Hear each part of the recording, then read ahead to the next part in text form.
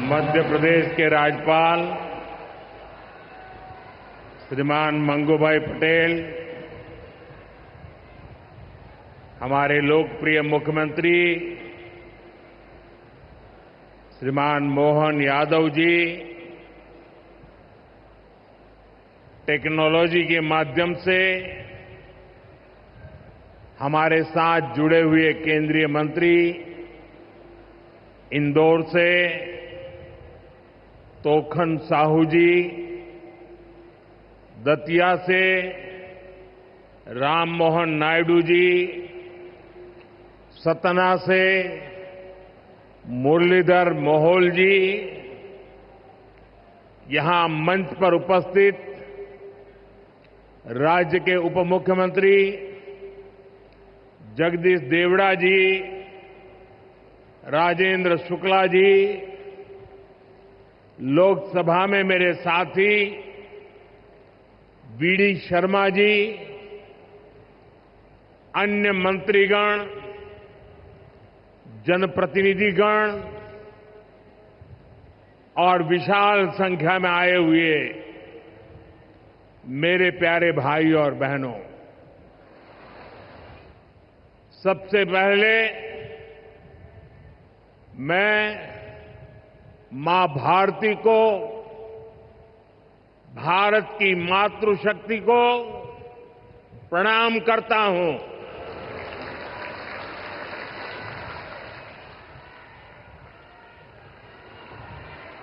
आज यहां इतनी बड़ी संख्या में माताएं, बहनें, बेटियां हमें आशीर्वाद देने आई हैं। मैं आप सभी बहनों के दर्शन पाकर धन्य हो गया हूं।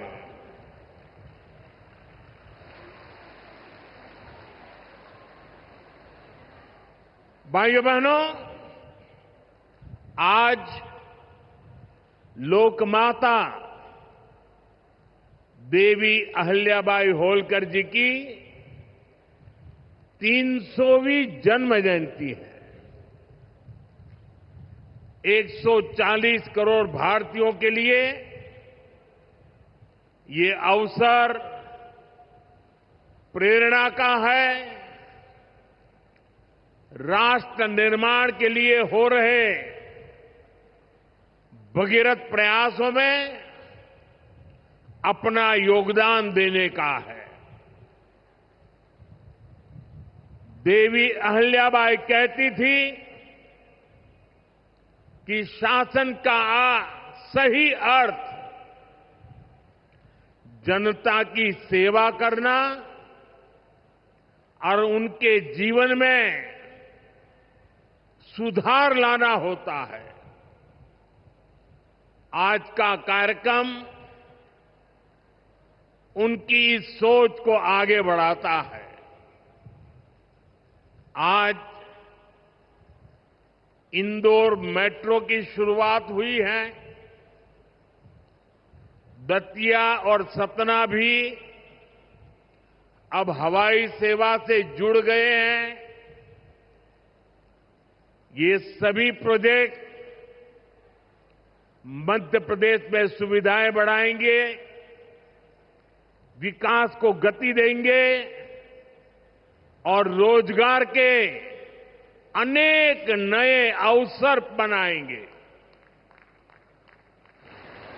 मैं आज इस पवित्र दिवस पर विकास के इन सारे कामों के लिए आप सबको, पूरे मध्य प्रदेश को बहुत बहुत बधाई देता हूं। साथियों, लोकमाता देवी अहिल्याबाई होलकर, ये नाम सुनते ही मन में श्रद्धा का भाव उमड़ पड़ता है। उनके महान व्यक्तित्व के बारे में बोलने के लिए शब्द कम पड़ जाते हैं। देवी अहल्याबाई प्रतीक है कि जब इच्छा शक्ति होती है, दृढ़ प्रतिज्ञा होती है, तो परिस्थितियां कितने ही विपरीत क्यों न हो, परिणाम लाकर दिखाया जा सकता है। 250-300 साल पहले जब देश गुलामी की जंजीरों में जकड़ा हुआ था, उस समय ऐसे महान कार्य कर जाना कि आने वाली अनेक पीढ़ियां उसकी चर्चा करें, ये कहना तो आसान है, करना आसान नहीं था। साथियों, लोकमाता अहल्याबाई ने प्रभु सेवा और जन सेवा, इसे कभी अलग नहीं माना। कहते हैं वे हमेशा शिवलिंग अपने साथ लेकर चलती थी। उस चुनौतीपूर्ण कालखंड में एक राज्य का नेतृत्व कांटों से भरा ताज कोई कल्पना कर सकता है? कांटों से भरा ताज पहनने जैसा वो काम, लेकिन लोकमाता अहल्याबाई ने अपने राज्य की समृद्धि को नई दिशा दी। उन्होंने गरीब से गरीब को समर्थ बनाने के लिए काम किया। देवी अहल्याबाई भारत की विरासत की बहुत बड़ी संरक्षक थी। जब देश की संस्कृति पर, हमारे मंदिरों, हमारे तीर्थ स्थलों पर हमले हो रहे थे, तब लोक माता ने उन्हें संरक्षित करने का बीड़ा उठाया। उन्होंने काशी विश्वनाथ सहित पूरे देश में हमारे अनेकों मंदिरों का, हमारे तीर्थों का पुनर्निर्माण किया। और ये मेरा सौभाग्य है कि जिस काशी में लोकमाता अहल्याबाई ने विकास के इतने काम किए, उस काशी ने मुझे भी सेवा का अवसर दिया है। आज अगर आप काशी विश्वनाथ महादेव के दर्शन करने जाएंगे तो वहां आपको देवी अहल्याबाई की मूर्ति भी वहां पर मिलेगी। साथियों, माता अहल्याबाई ने गवर्नेंस का एक ऐसा उत्तम मॉडल अपनाया जिसमें गरीबों और वंचितों को सबसे ज्यादा प्राथमिकता दी गई। रोजगार के लिए, उद्यम बढ़ाने के लिए उन्होंने अनेक योजनाओं को शुरू किया। उन्होंने कृषि और वन उपज आधारित कुटीर उद्योग और हस्तकला को प्रोत्साहित किया। खेती को बढ़ावा देने के लिए छोटी छोटी नहरों की जाल बिछाई, उसे विकसित किया। उस जमाने में आप सोचिए, 300 साल पहले जल संरक्षण को बढ़ावा देने के लिए उन्होंने कितने ही तालाब बनवाए। और आज तो हम लोग भी लगातार कह रहे हैं, कैच द रेन, बारिश के एक एक बूंद के पानी को बचाओ। देवी अहल्या जी ने 250-300 साल पहले हमें एक काम बताया था। किसानों की आय बढ़ाने के लिए उन्होंने कपास और मसालों की खेती को प्रोत्साहित किया। आज 250-300 साल के बाद भी हमें बार बार किसानों को कहना पड़ता है कि क्रॉप डाइवर्सिफिकेशन बहुत जरूरी है। हम सिर्फ धान की खेती करके या गन्ने की खेती करके अटक नहीं सकते। देश की जरूरतों को, सारी चीजों को हमें डाइवर्सिफाई करके उत्पादित करना चाहिए। उन्होंने आदिवासी समाज के लिए, गुमंतु टोलियों के लिए खाली पड़ी जमीन पर खेती की योजना बनाई है।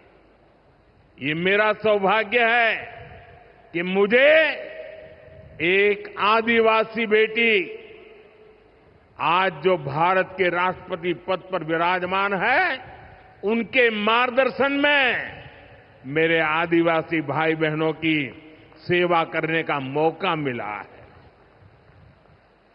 देवी अहल्या ने विश्व प्रसिद्ध माहेश्वरी साड़ी के लिए नए उद्योग लगाए और बहुत कम लोगों को पता होगा कि देवी अहल्या जी हुनर की पारखी थी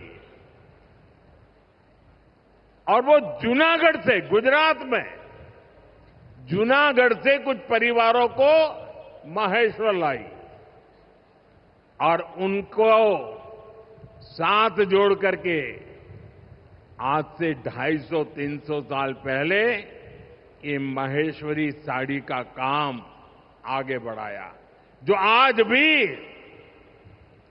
अनेक परिवारों का वो गहना बन गया है और जिससे हमारे बुनकरों को बहुत फायदा हुआ। साथियों, देवी अहल्याबाई को कई बड़े सामाजिक सुधारों के लिए भी हमेशा याद रखा जाएगा। आज अगर बेटियों की शादी की उम्र की चर्चा करें तो हमारे देश में कुछ लोगों को सेक्युलरिज्म खतरे में दिखता है। उनको लगता है ये हमारे धर्म के खिलाफ है। ये देवी अहल्या जी देखिए, मातृशक्ति के गौरव के लिए उस जमाने में बेटियों की शादी की उम्र के विषय में सोचती थी। उनकी खुद की शादी छोटी उम्र में हुई थी, लेकिन उनको सब पता था कि बेटियों के विकास के लिए कौन सा रास्ता होना चाहिए। ये देवी अहल्या जी थी, उन्होंने महिलाओं का भी संपत्ति में अधिकार हो,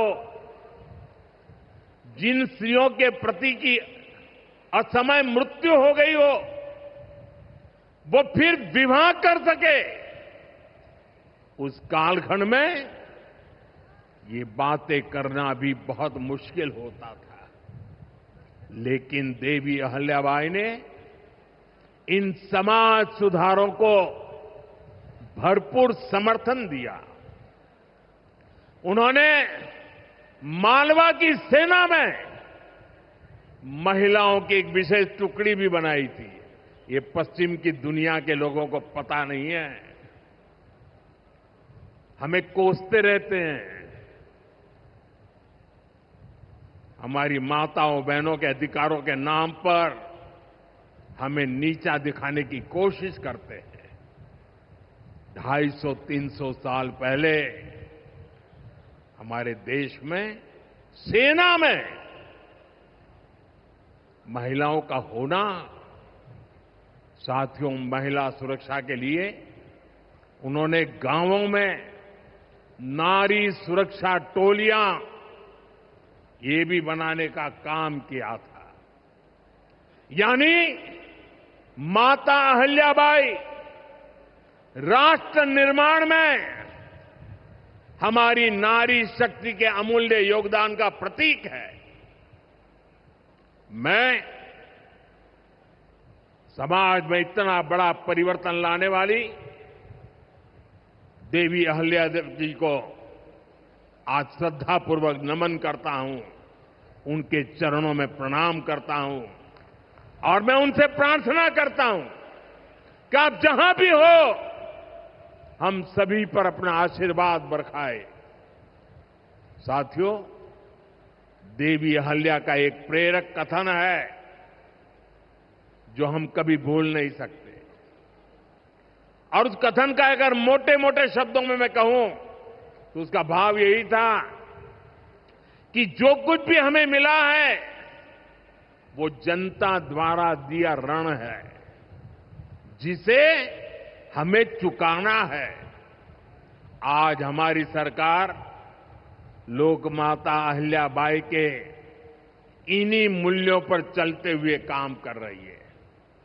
नागरिक देवो भव, ये आज गवर्नेंस का मंत्र है। हमारी सरकार विमेन लेड डेवलपमेंट के विजन को विकास की धुरी बना रही है। सरकार के हर बड़ी योजना के केंद्र में माताएं, बहनें, बेटियां हैं।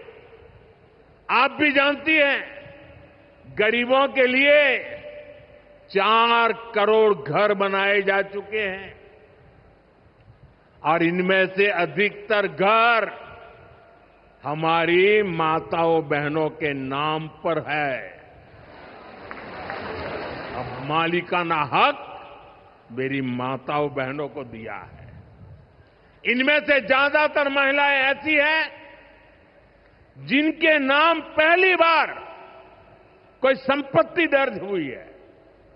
यानी देश की करोड़ों बहनें पहली बार घर की मालकिन बनी है। साथियों, आज सरकार हर घर तक नल से जल पहुंचा रही है ताकि हमारी माताओं बहनों को असुविधा ना हो, बेटियां अपनी पढ़ाई में ध्यान दे सके। करोड़ों बहनों के पास पहले बिजली, एलपीजी गैस और टॉयलेट जैसी सुविधाएं भी नहीं थी। ये सुविधाएं भी हमारी सरकार ने पहुंचाई। और ये सिर्फ सुविधाएं नहीं है, ये माताओं बहनों के सम्मान का हमारी तरफ से एक नम्र प्रयास है। इससे गांव की गरीब परिवारों की माताओं बहनों के जीवन से अनेक मुश्किलें कम हुई है। साथियों, पहले माताएं बहनें अपनी बीमारियां छुपाने पर मजबूर थी। गर्भावस्था के दौरान अस्पताल जाने से बचती थी। उनको लगता था कि इससे परिवार पर बोझ पड़ेगा और इसलिए वो दर्द सहती थी, लेकिन परिवार में किसी को बताती नहीं थी। आयुष्मान भारत योजना ने उनकी इस चिंता को भी खत्म किया है। अब वो भी अस्पताल में 5 लाख रुपए तक का मुफ्त इलाज करा सकती है। साथियों, महिलाओं के लिए पढ़ाई और दवाई के साथ ही जो बहुत जरूरी चीज है वो कमाई भी है। जब महिला की अपनी आय होती है तो घर में उसका स्वाभिमान और बढ़ जाता है, घर के निर्णयों में उसकी सहभागिता और बढ़ जाती है। बीते 11 वर्षों में हमारी सरकार ने देश की महिलाओं को आर्थिक रूप से सशक्त करने के लिए निरंतर काम किया है। आप कल्पना कर सकते हैं, 2014 से पहले आपने मुझे सेवा करने का मौका दिया, उसके पहले 30 करोड़ से ज्यादा बहनें ऐसी थी जिनका कोई बैंक खाता ही नहीं था। हमारी सरकार ने इन सभी के बैंक में जन-धन खाते खुलवाए। इन्हीं खातों में अब सरकार अलग अलग योजनाओं का पैसा सीधा उनके खाते में भेज रही है। अब वे गांव हो या शहर अपना कुछ न कुछ काम कर रही है, आर्थिक उपार्जन कर रही है, स्वरोजगार कर रही है। उन्हें मुद्रा योजना से बिना गारंटी का लोन मिल रहा है। मुद्रा योजना की 75% से ज्यादा लाभार्थी ये हमारी माताएं, बहनें, बेटियां हैं। साथियों, आज देश में 10 करोड़ बहनें सेल्फ हेल्प ग्रुप से जुड़ी हैं, जो कोई न कोई आर्थिक गतिविधि करती है। ये बहनें अपनी कमाई के नए साधन बनाएं, इसके लिए सरकार लाखों रुपयों की मदद कर रही है। हमने ऐसी 3 करोड़ बहनों को लखपति दीदी बनाने का संकल्प लिया है। मुझे संतोष है कि अब तक 1.5 करोड़ से ज्यादा बहनें लखपति दीदी बन भी चुकी है। अब गांव-गांव में बैंक सखियां लोगों को बैंकिंग से जोड़ रही है। सरकार ने बीमा सखियां बनाने का अभियान भी शुरू किया है। हमारी बहनें, बेटियां अब देश को बीमा की सुरक्षा देने में बहुत बड़ी भूमिका निभा रही हैं। साथियों, एक समय था जब नई टेक्नोलॉजी आती थी तो उससे महिलाओं को दूर रखा जाता था। हमारा देश आज उस दौर को भी पीछे छोड़ रहा है।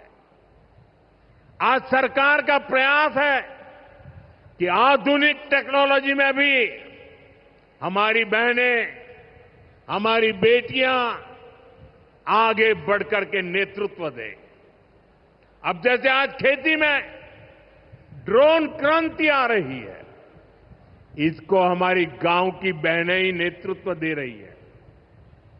नमो ड्रोन दीदी अभियान से गांव की बहनों का हौसला बढ़ रहा है, उनकी कमाई बढ़ रही है और गांव में उनकी एक नई पहचान बन रही है।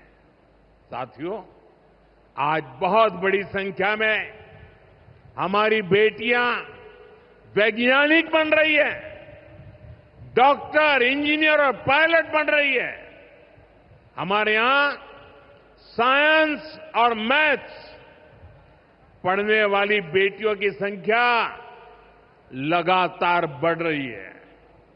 आज जितने भी हमारे बड़े स्पेस मिशन हैं, उनमें बड़ी संख्या में वैज्ञानिक के नाते हमारी माताएं, बहनें, बेटियां काम कर रही है।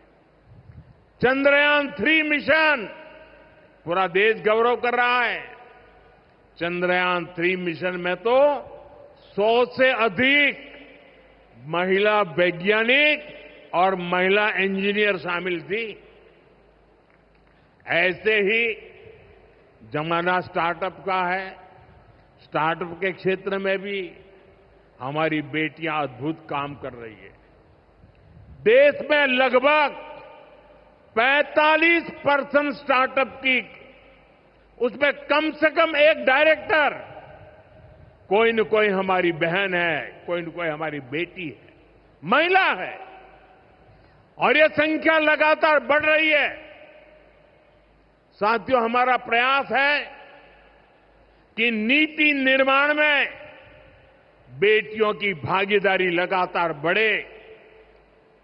बीते 1 दशक में इसके लिए एक के बाद एक अनेक कदम उठाए गए हैं।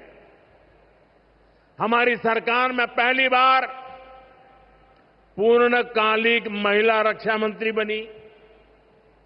पहली बार देश की वित्त मंत्री एक महिला बनी।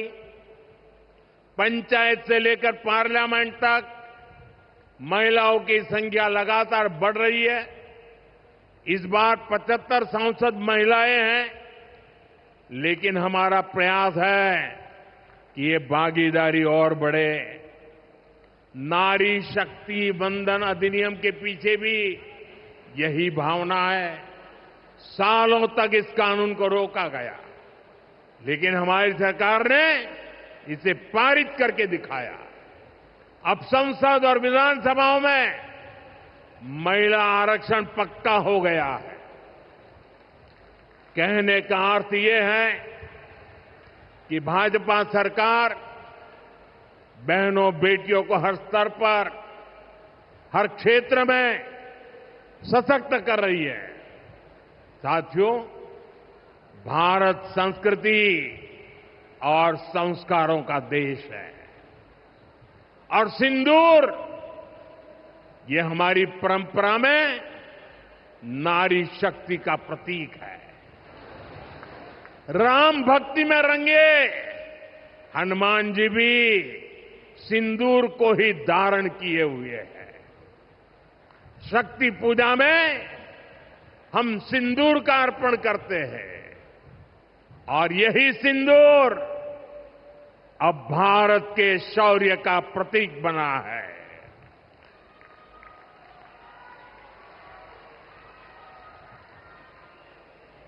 साथियों, पहलगाम में आतंकियों ने सिर्फ भारतीयों का खून ही नहीं बहाया, उन्होंने हमारी संस्कृति पर भी प्रहार किया है।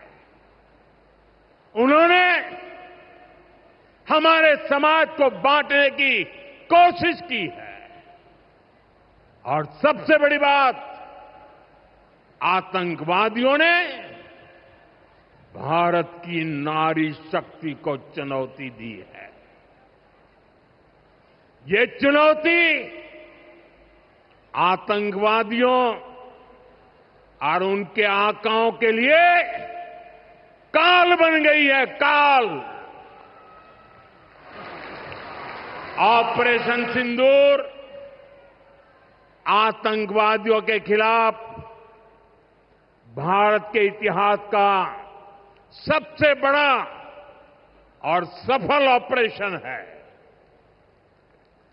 जहां पाकिस्तान की सेना ने सोचा तक नहीं था, वहां आतंकी ठिकानों को हमारी सेना ने मिट्टी में मिला दिया। सैकड़ों किलोमीटर अंदर घुस करके मिट्टी में मिला दिया। ऑपरेशन सिंदूर ने डंके की चोट पर कह दिया है कि आतंकवादियों के जरिए छद्म युद्ध, प्रॉक्सी वॉर नहीं चलेगा। अब घर में घुसकर भी मारेंगे और जो आतंकियों की मदद करेगा उसको भी इसकी भारी कीमत चुकानी पड़ेगी।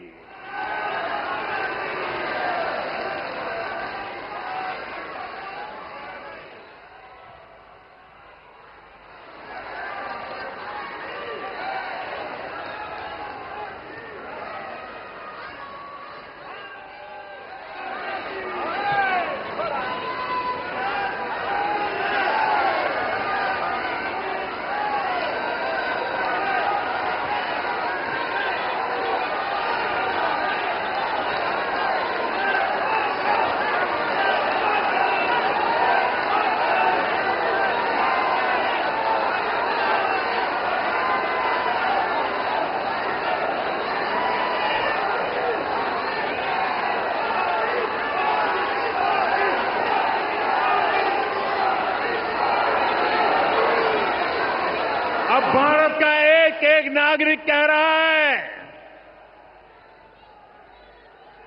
140 करोड़ देशवासियों का बुलंद आवाज कह रहा है, अगर अगर तुम गोली चलाओगे तो मान के चलो गोली का जवाब गोले से दिया जाएगा।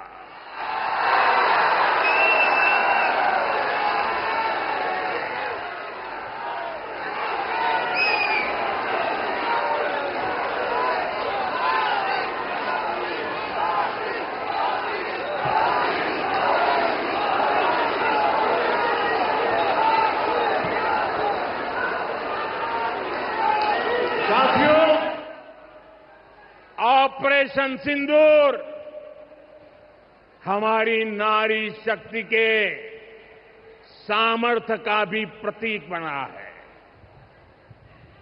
हम सभी जानते हैं कि बीएसएफ का इस ऑपरेशन में कितना बड़ा रोल रहा है। जम्मू से लेकर पंजाब, राजस्थान और गुजरात की सीमा तक बड़ी संख्या में बीएसएफ की हमारी बेटियां मोर्चे पर रही थी, मोर्चा संभाल रही थी। उन्होंने सीमा पार से होने वाली फायरिंग का मुंह तोड़ जवाब दिया। कमांड एंड कंट्रोल सेंटर से लेकर दुश्मनों की पोस्टों को ध्वस्त करने तक बीएसएफ की वीर बेटियों ने अद्भुत शौर्य दिखाया है। साथियों, आज दुनिया राष्ट्र रक्षा में भारत की बेटियों का सामर्थ्य देख रही है। इसके लिए भी बीते दशक में सरकार ने अनेक कदम उठाए हैं। स्कूल से लेकर युद्ध के मैदान तक आज देश अपनी बेटियों के शौर्य पर अभूतपूर्व भरोसा कर रहा है। हमारी सेना ने पहली बार सैनिक स्कूलों के दरवाजे बेटियों के लिए खोले हैं। 2014 से पहले एनसीसी में सिर्फ 25% कैडेट्स ही बेटियां होती थी। आज उनकी संख्या 50% की तरफ आगे बढ़ रही है। कल के दिन देश में एक और नया इतिहास बना है। आज अखबार में देखा होगा आपने, नेशनल डिफेंस एकेडमी यानी एनडीए से महिला कैडेट्स का पहला बैच पास आउट हुआ है। आज सेना, नौसेना और वायुसेना में बेटियां अग्रिम मोर्चे पर तैनात हो रही है। आज फाइटर प्लेन से लेकर आईएनएस विक्रांत युद्धपोत तक विमेन ऑफिसर्स अपनी जांबाजी दिखा रही है। साथियों, हमारी नौसेना की वीर बेटियों के साहस का ताजा उदाहरण भी देश के सामने है। आपको मैं नाविका सागर परिक्रमा के बारे में बताना चाहता हूं। नेवी की 2 वीर बेटियों ने करीब 250 दिन की समुद्री यात्रा पूरी की है। धरती का चक्कर लगाया है। हजारों किलोमीटर की ये यात्रा उन्होंने ऐसी नाव से की जो मोटर से नहीं बल्कि हवा से चलती है। सोचिए, 250 दिन समंदर में, इतने दिनों तक समंदर में रहना कई कई हफ्ते तक जमीन के दर्शन तक नहीं होना और ऊपर से समंदर का तूफान कितना तेज होता है मुझे पता है। खराब मौसम, भयानक तूफान, उन्होंने 2 बेटियां, उन्होंने हर मुसीबत को हराया है। ये दिखाता है कि चुनौती कितनी भी बड़ी हो, भारत की बेटियां उस पर विजय पा सकती है। साथियों, नक्सलियों के खिलाफ ऑपरेशन हो या फिर सीमा पार का आतंक हो, आज हमारी बेटियां भारत की सुरक्षा की ढाल बन रही है। मैं आज देवी अहल्या की इस पवित्र भूमि से देश की नारी शक्ति को फिर से सैल्यूट करता हूं। साथियों, देवी अहल्या ने अपने शासनकाल में विकास के कार्यों के साथ साथ विरासत को भी सहेजा। आज का भारत भी विकास और विरासत दोनों को साथ लेकर चल रहा है। आधुनिक इंफ्रास्ट्रक्चर के निर्माण को देश कैसे गति दे रहे हैं, आज का कार्यक्रम इसका उदाहरण है। आज मध्य प्रदेश को पहली मेट्रो सुविधा मिली है। इंदौर पहले ही स्वच्छता के लिए दुनिया में अपनी पहचान बना चुका है।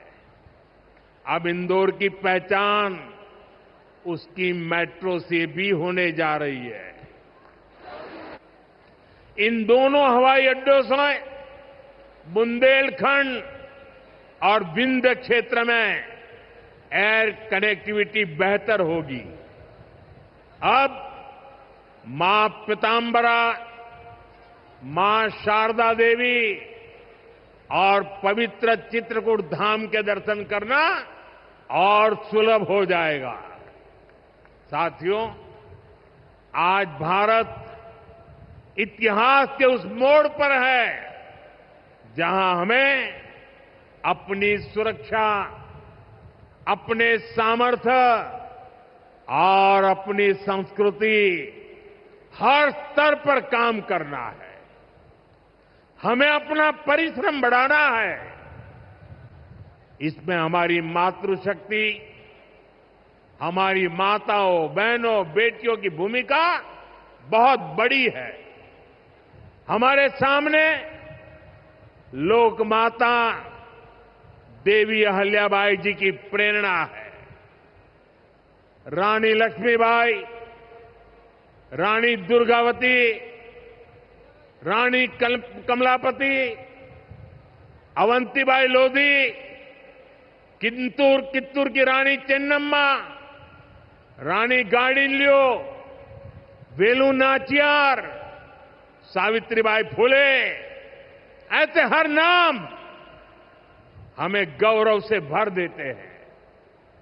लोक माता अहल्याबाई की ये 300वीं जन्म जयंती हमें निरंतर प्रेरित करती रहे। आने वाली सदियों के लिए हम एक सशक्त भारत की नींव मजबूत करें।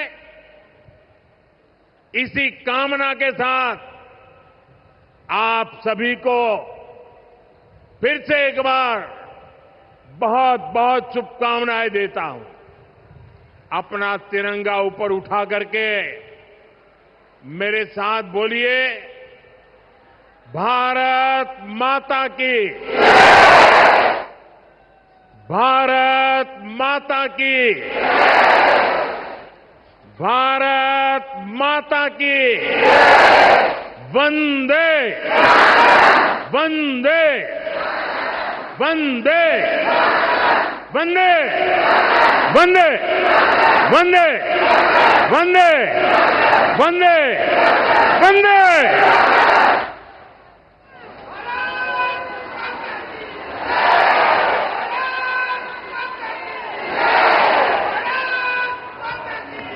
बहुत बहुत धन्यवाद माननीय प्रधानमंत्री जी।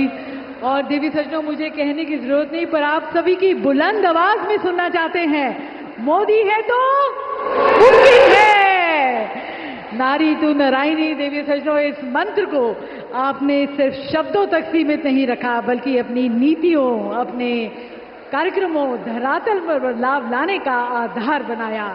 हमारी नारी शक्ति को एक नई उड़ान दी, एक नई पहचान दी, हमारे सिंदूर की रक्षा की। बहुत बहुत धन्यवाद। अपने पंत प्रधान को हम कहते हैं, नारी शक्ति को सम्मान देने वाले को।